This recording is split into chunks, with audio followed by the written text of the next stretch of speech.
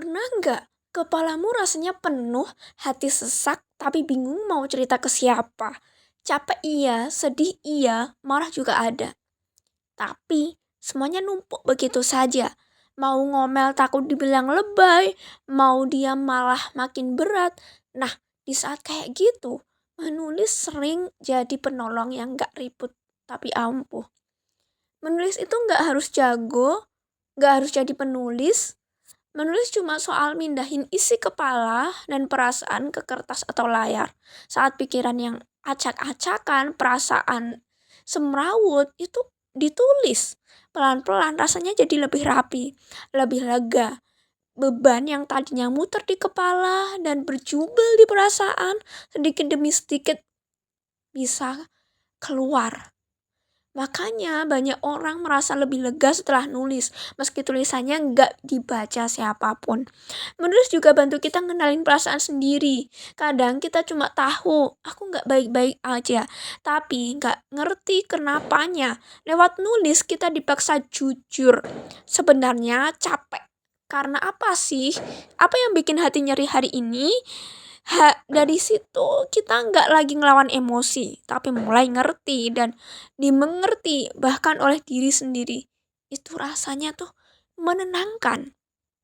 Yang menarik, menulis juga bikin kita punya jarak aman dari masalah. Selama cuma dipendam di kepala, masalah terasa gede dan menekan. Tapi begitu ditulis, rasanya kayak dikeluarin sebentar dari dada, kita bisa ngelihatnya dengan lebih tenang. Kadang malah muncul pemikiran, oh ternyata ternyata begini ya. Cara paling gampang buat mulai adalah journaling. Tenang, journaling ini bukan diary yang harus rapi atau puitis. Ini ruang aman buat kita tuh jujur. Gak ada yang nilai, gak ada yang ngejudge. Kamu bisa coba macam-macam bentuk journaling. Misalnya, curhat harian. Tulis aja apa yang kamu rasain hari itu tanpa harus pura-pura, tanpa harus ditutup-tutupi. Apa adanya. Selanjutnya, nulis pas lagi stres.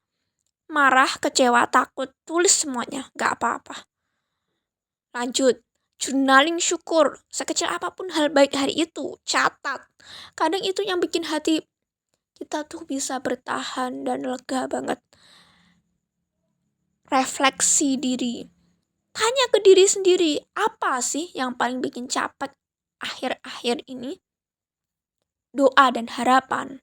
Kalau capek ngomong, nulis doa juga bisa jadi cara ngobrol sama Tuhan.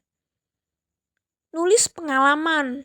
Pengalaman yang gak ditulis sering jadi luka yang gak selesai. Ditulis pelan-pelan biar hatinya ikut pelan-pelan pulih. Nulis ide. Ide kecil, aneh atau belum jelas, tulis aja. Gak harus langsung jadi apa-apa. Nulis rencana. Mau rencana besok atau mimpi 5 tahun lagi. Tulis biar hidup terasa punya arah. Menulis memang gak bikin masalah langsung hilang. Tapi setidaknya kamu gak sendirian ngadepinnya.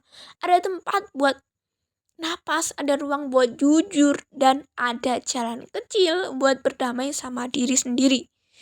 Jadi, kalau suatu hari dunia terasa terlalu berisik dan hatimu terlalu penuh, ambil kertas atau buka catatan di ponsel, tulis aja. Gak usah bagus, gak usah benar, cukup jujur. Karena kadang satu halaman tulisan bisa jadi awal dari hati yang lebih tenang. Yuk, mulai menulis.